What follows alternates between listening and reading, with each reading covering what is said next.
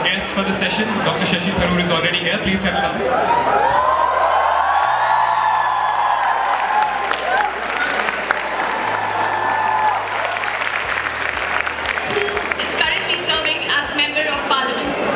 He also currently serves as Chairman of the Parliamentary Standing Committee on External Affairs and All India Professionals Congress of the Indian National Congress. Dr. Shashi Tharoor is also an acclaimed writer, having authored 16 best-selling works of fiction and non-fiction. It's great to see you all. I must say I'm just delighted to be back at Delhi University, my alma mater. Though obviously this college was not my alma mater. For people like me, you were the college across the road. Ooh, I know. Though actually, I was quite amused because, you know, this is my second visit to this auditorium in the last 2 years. And people are beginning to ask me, what happened to you? How is the Stephanian keeping on coming to Hindu College? So, one of the reasons, of course, I'm here is because you invited me. Your students are full of enterprise, and they said, we want you. And I said, why not? But I was also very pleased when one of the students, and I should have asked his name, as we were walking here, said very sensibly, you know, all that old rivalry is old hat. Both St. Stephen's and Hindu outgrown it. So I was very impressed. So you're the more mature students by comparison with my generation. But we would say things like, you know, why can't Hindu College have an orchestra? Answer, because they only know how to play second fiddle. So things like that those days, you know, what is it that Hindu College has that St. Stephen's College doesn't? Good neighbors.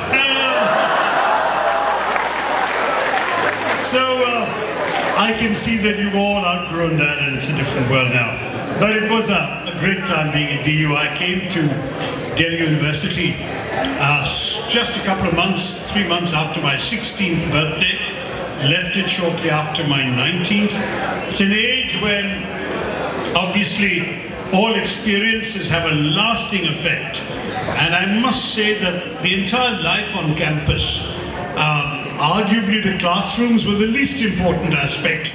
I shouldn't say that in front of your principal, but the extracurricular activities, involvement in everything from reviving the Woodhouse Society to starting the quiz club. The Woodhouse Society sadly is now defunct. The quiz club continues to go strong at St. Stephen's. Acting in plays with the Shakespeare Society. I remember playing Mark Antony to Mira Nair's Cleopatra. Except that, of course, we didn't borrow our actors from your college, we took them from Miranda House.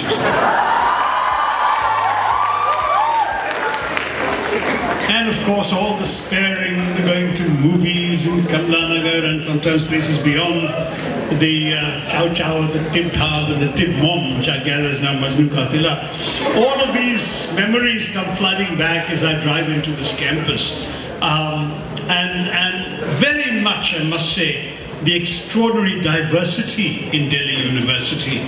The presence of classmates and friends, seniors and juniors, from every corner of the country, from every religion, every language background, every faith. This is what I think has given me my profound faith in India. You embody the best, the greatest variety of what our country is all about. So the organizers asked me to say a few words to you today about issues involving the youth of India, what your situation is and how you can make change. And of course, it's a slightly odd topic to ask somebody who is technically a senior citizen now. So I wonder with what authority I can speak to all of you, especially since I'm now in politics, and the assumption with politicians is that we will speak and offer our views on every subject under the sun, but we'll do nothing about it.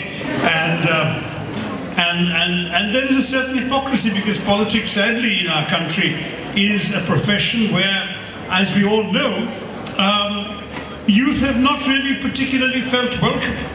In fact, Do you know that only 2.2% of our MPs are under the age of 30?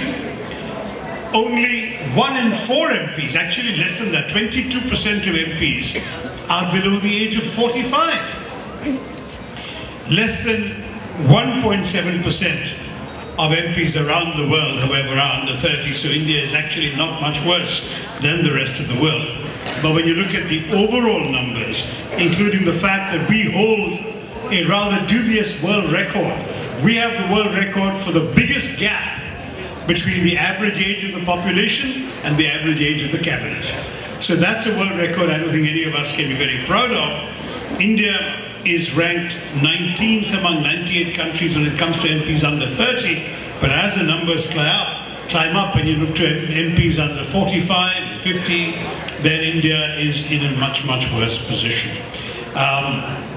The 2014 Lok Sabha elections actually saw the highest number of young voters ever, but it also saw the highest proportion of older candidates getting elected. So we now have the lowest ever in 16 Lok Sabhas. This is the lowest ever population of MPs in the age group of 25 to 40. And that reminded me of the famous line of Sri Atal Bihari Vajpayee, our former Prime Minister, who said that in India a politician is only born at the age of 50, becomes a teenager at 60, and is a youth icon at 70. So I still have a future, right? Anyway, I mean, the fact is that why then should a politician stand before you and talk about the youth and about your opportunities? Because, you know, frankly, the truth is that whether the politicians talk about youth or not, the youth need to be aware of politics. Politics is not just about elections every 5 years. Politics is the process in a democracy which determines the choices your own country makes. And these are choices that will affect your daily lives, the lives of your families, your parents, your loved ones. And the truth is that these are decisions that are taken that really do touch on pretty much all aspects of your life. If you're not involved in the process, it means you're abdicating to others the right to determine your future. Because they are reflecting what they are told they ought to believe, they are reflecting pressures at the level of their parents' generation, and they're reflecting the censorious attitudes they see in the newspapers, in public opinion, and so on.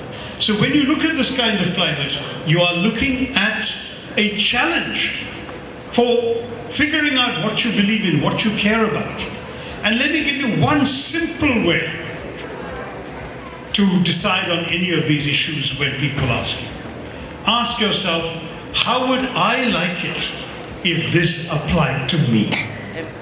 It is the simplest way of deciding what you believe in and what you stand for. It's very easy to have opinions about other people, right? It's very easy to say other people should not do this, should not eat this, should not love that way, should not live this way, whatever it may be. Ask yourself, if I wanted to and I wasn't allowed to, how would I feel? And I say this to you because, you know, for some years now, I've been a very proud liberal in our political space. And it's a liberalism that's not only political liberalism, not only about economics, where I'm also in favor of liberalization quite literally, but it's also an attitude to life. I grew up believing that I must accept people as I find them, that I shouldn't be judging them for who they are who they are, that they should be free to say and do, to be and to become whatever they want to be, become, say or do, provided they don't hurt others. That's the only yardstick. And on that basis, I find it easier to deal with human beings of all backgrounds, and equally, I find it easier to stand up before you and encourage you to approach people in the same way. I just published a book called Why I'm a Hindu, and it's certainly, whether I like it or not, going to be an injection into this current political debate about religious allegiance and everything else. But one of the points I wanted to make about that, which is not about the book specifically, but which comes from one point in the book, is my great admiration and echoing of Swami Vivekananda, saying in that famous speech in Chicago at the World Parliament of Religions in 1893, when talking about his faith, he said, Hinduism is a religion that teaches not just tolerance, but acceptance. And it's a very profound idea. And it's a very profound idea that, in my view, can be applied by any of us, whatever our religious faith, whether you're a Hindu or not. Tolerance is a virtue, it's a good thing. But tolerance is ultimately a rather patronizing thing. It says, I have the truth, you are in error, but I will magnanimously indulge you in your right to be wrong. Whereas acceptance says, I believe I have the truth, you believe you have the truth, I will respect your truth, please respect my truth. And we'll get along better.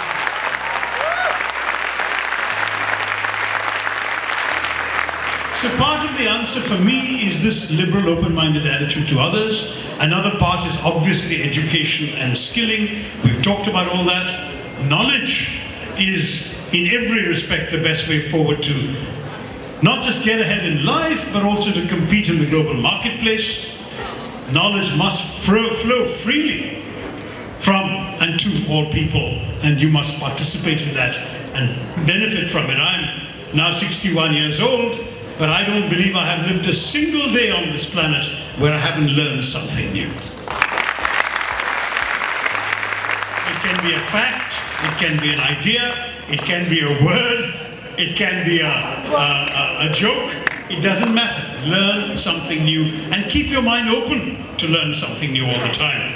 The mind is like a parachute, right? Best not to use a parachute when it's closed. Keep your mind open and it functions best.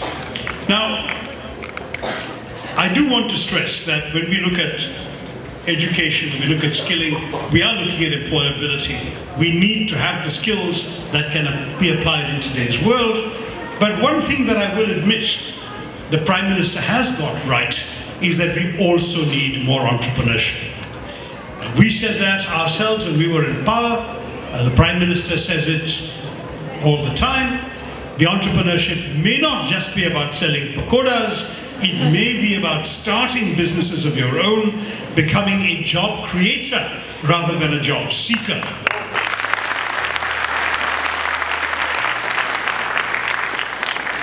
India is now the third country in the world in terms of startups. We have more startups in every other country in the world than two, about 800 startups created every year. And that number goes up every year. So the faith that you have, young people have, in your ability to solve these traditional age-old problems is absolutely indispensable. And to my mind, these are age-old problems. You know, when I was your age, the slogan was Roti, Kapda or Makan, because the majority of our people didn't have those things. Then a few years later, by the time your parents were your age, it became Bijli, Sadak and Pani. Right? You want electricity, you want good roads, and you want clean drinking water. These have not yet been fully achieved. Maybe by the time you start shouting slogans, you'll be wanting better broadband. We're amongst the slowest broadband speeds in the world. But the fact is that all of these are increasingly becoming things that require new innovative approaches, new ways of reaching them and solving them. The fact is that the average age of these startup founders in India, these 800 startups every year, the average age of the founders is 28. You're not that far away, some of you in this room, from starting your own business. And that reflection of the innovative and entrepreneurial spirit is vital. 72% of India's startups have been founded by people under 35. There's been an increase, by the way, in female entrepreneurs, and the increase in the last 2 years, 50%.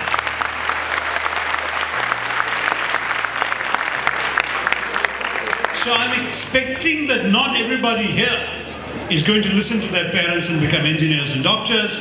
Not everybody here is going to look for the comfort and security of the pensionable Sarkari Nokri. Some of you will go out and start your own businesses, and you will, in that process, transform the economy. I'd love to see some millenniepreneurs emerge from this auditorium and tell me a few years later when they meet me, you know, I heard you and I decided I would take the risk and start my own business.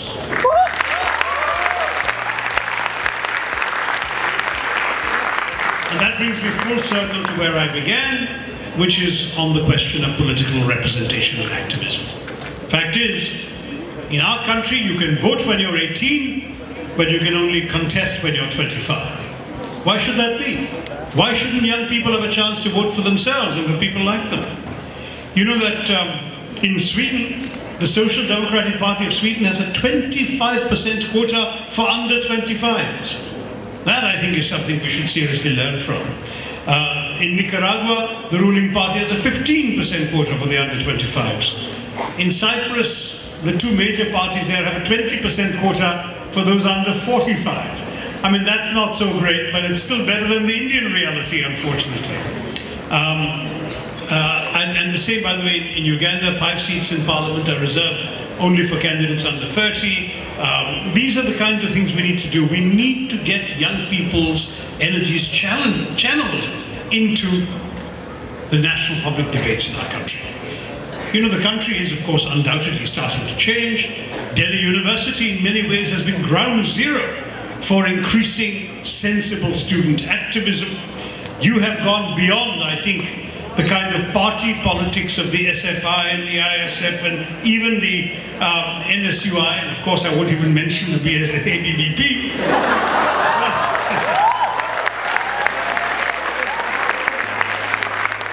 But you have gone beyond them to creating movements that have nothing to do with any of them. I really love what I've heard about Pinjra Tod. Todo Pinjra. Why should girls have to suffer discrimination in the name of patriarchy? Now, I'm telling you, it's not an easy fight. It's a fight we actually lost in my constituency. I got a letter before Pinjra Tod was even dreamt of from the girl students of the College of Engineering, Trivandrum, saying that they had to be back in their hostel by 6 p.m, whereas boys could be out till 9 p.m, that if certain books or seminars or whatever took place off campus, or books or libraries available off campus, they had to leave early and come back, whereas the boys would have the advantage of participating. This is not fair. We should have the same rules, and they started an agitation. I, as their member of parliament, supported them. But in the end, I was defeated by the woman principal of the College of Engineering. She was a woman. And she said, I cannot give in to you and to these girl students because their parents are the ones insisting on this rule. So one of the first challenges for young people in our country is to change the attitudes of your parents.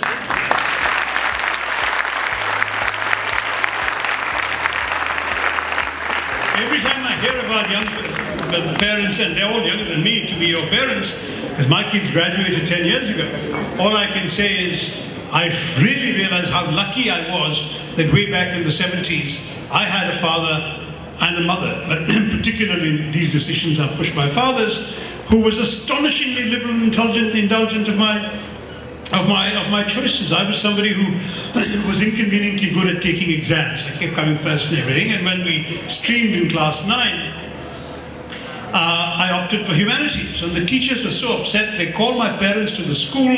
The principal gave them a dressing down and said, this boy is our best science student. He comes first every year in science. Why is he choosing humanities? And my parents, who like every middle-class Indian parent, wanted me to be a doctor or an engineer. They looked at me and said, what's the matter with you? Why aren't you doing science? And I said, I hate the subject. I'm just good at taking the exam. I said, everything that I've written down in the exam sheet, I choose to forget the next day. So if you ask me anything about science, I'll come across as a duffer. You ask me anything about history or literature, and you will see that I've read more than I was required to in the school. And to the credit of my parents, they said, okay, study what you want. And then again, I did well in my exams, and I came first in the country and so on and so forth, way back in 71, and they said, okay, so you've gone humanities, nothing useful can come out of this unless you study economics. Then you can make money. So go and do economics. And I said, I don't really like economics, I'd rather study history. So what good is history for you? But they let me go. And in those days, I became the first student to be admitted to St. Stephen's College without an interview, because nobody with my marks had ever applied for history.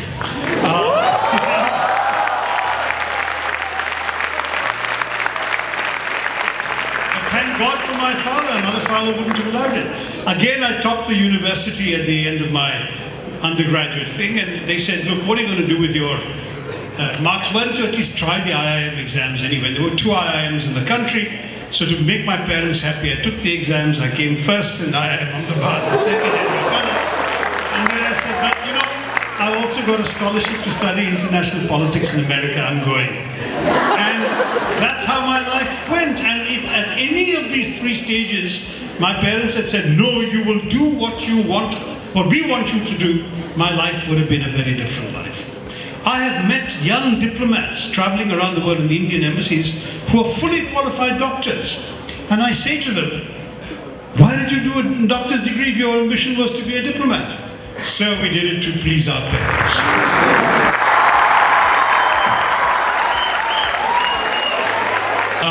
Which in many ways, many individual members of my college felt we should participate in, but I stuck to the non-political mandate of the college. Getting involved in politics is not an easy choice. I obviously, as a politician, have a vested interest in encouraging you to join. But let me start by saying, before you even think of politics, get involved in issues.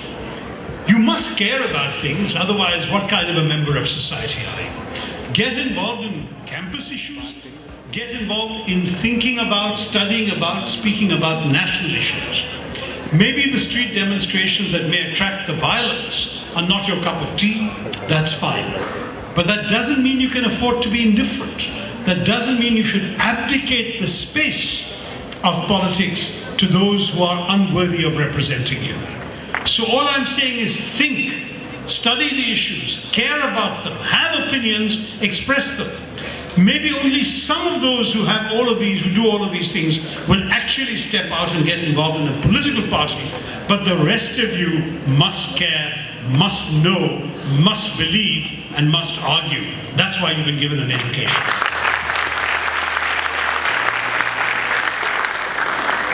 What are your personal views on Congress President Mr. Rahul Gandhi?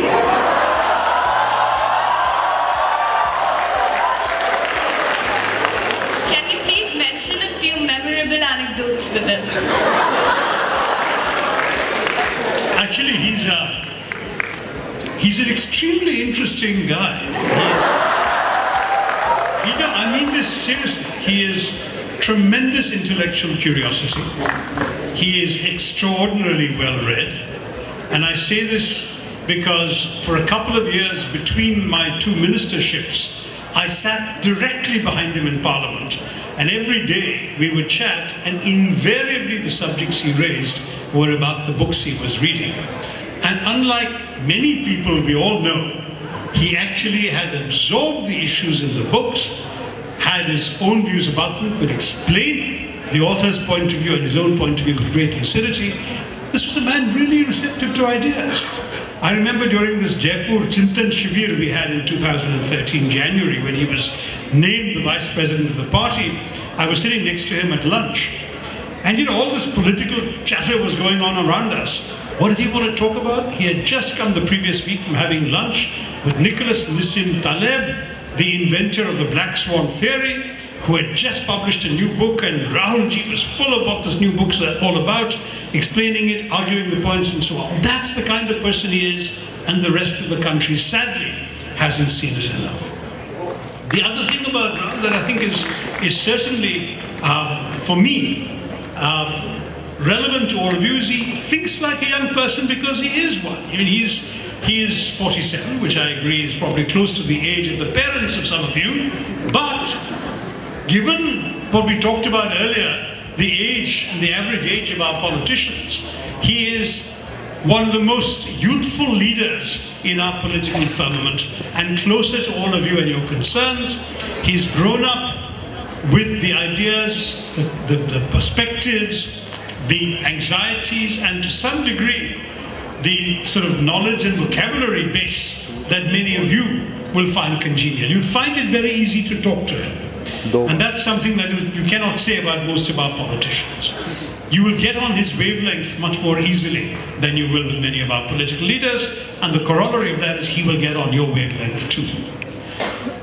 The other thing is, of course, about these temple visits. People said this is all insincere. Well, let me tell you, it's not. Yes, all of us who have our religious beliefs may not choose to show them publicly. Most of us were brought up to believe, especially in the Hindu faith, that worship is a private act between you and your idea of the divine, and is nobody else's business. And therefore, talking about your faith was considered unseemly, which is why it took me so long to write this book. But I do know that Rahul Gandhi is somebody who has thought very deeply about religion and matters of faith. He is a Shiv Bhakt. I know this from conversations way before the Gujarat election. But he's also somebody who practices seriously Buddhist Vipassana. And he can talk to you in the most amazing way about the differences between various schools of Vipassana and various schools of Hindu philosophy. This is not, let me put it very bluntly, the caricature that many of you have seen in your WhatsApps. This is a smart, able, charismatic political leader who's also a young leader. You should think very seriously about the support he deserves from you in the next year.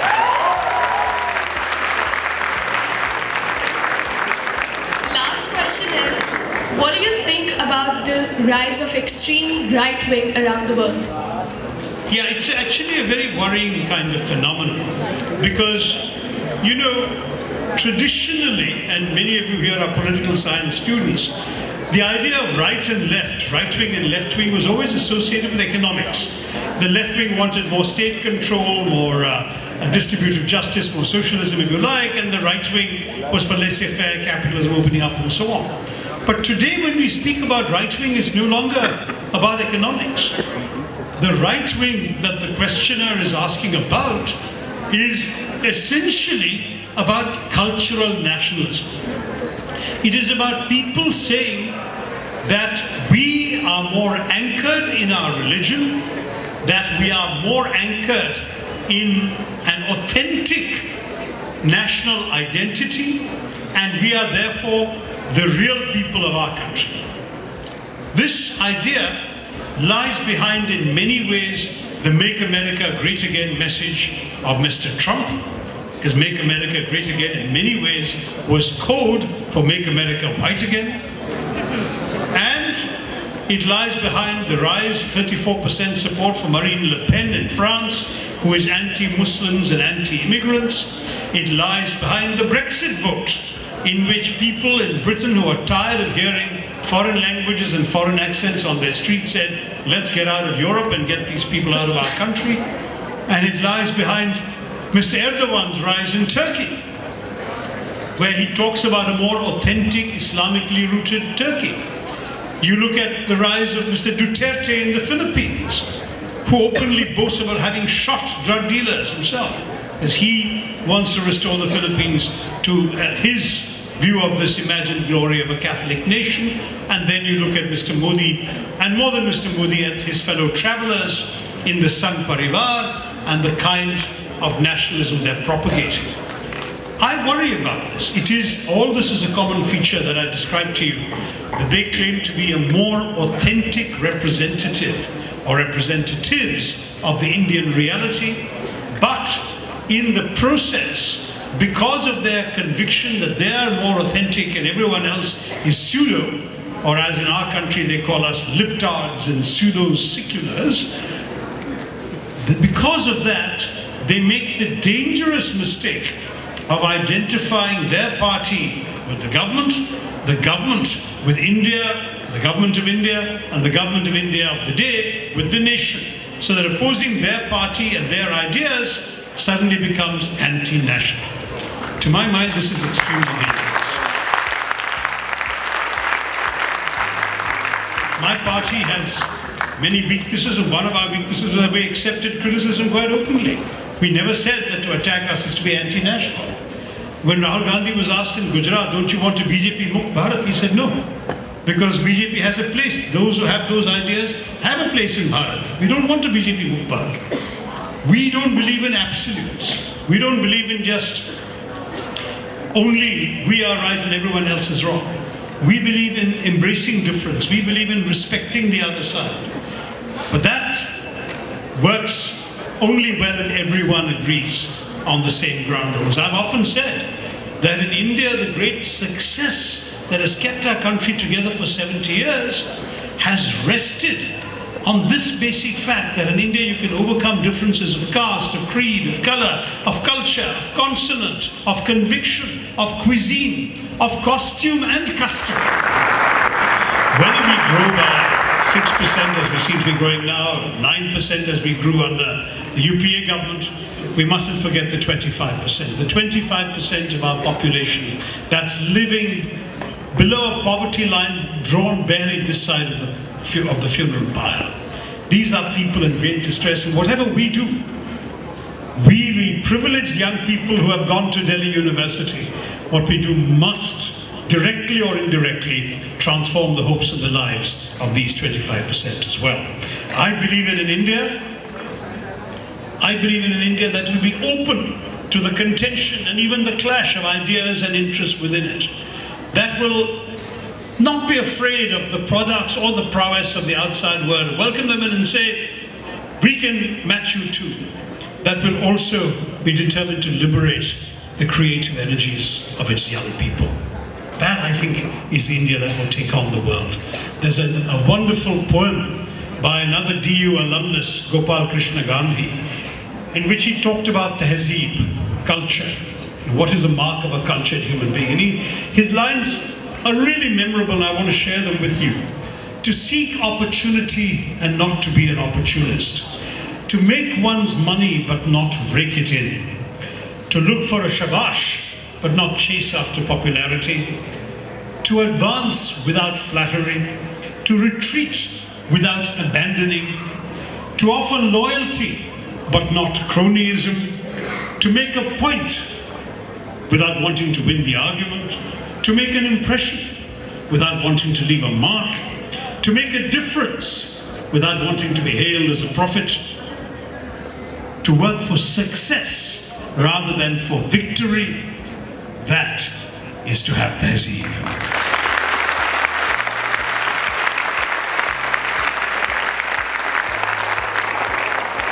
You, the young people of India, already dominate our country demographically. You can dominate it economically, entrepreneurially, and politically if you just get up and decide to do it. And all my generation has to do is to get out of the way and give you your chance. Good luck. Jai Hind.